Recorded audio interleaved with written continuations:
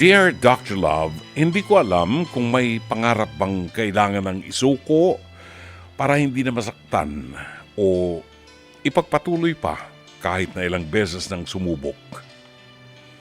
Ako po si Suzette, 37 years old mula sa Malabon City. Married na po ako for 6 years at meron kaming 5-year-old son ng asawa kong si Alvin. Isa po akong nurse at abala naman sa food packing business ang mister ko mula po sa kanyang pamilya. Masasabi kong komportable kami sa buhay at larawan ng isang masayang pamilya. Magkasundo ang mga pamilya namin ni Alvin at lumalaking mabait ang aming anak. Wala na ako sigurong mahihiling pa pagdating dito kundi isang bagay lamang.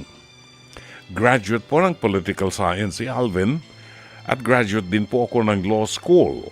Sa unang take niya sa bar exams, hindi po siya nakapasa. We just took it as a challenge at inisip na lamang po na baka hindi pa ito nakatakda sa kanya.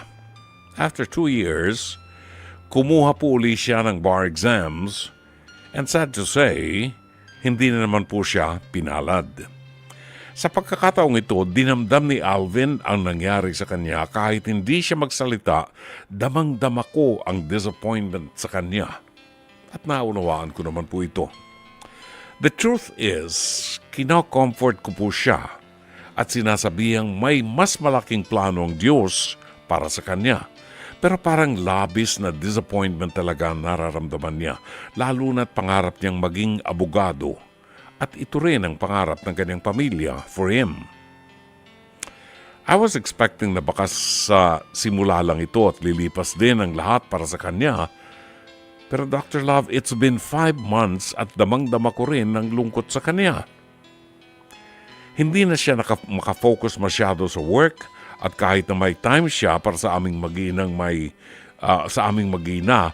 times din na mas gusto lang niyang matulog. Hindi na rin siya masyadong nakikipagkita sa mga kaibigan niya.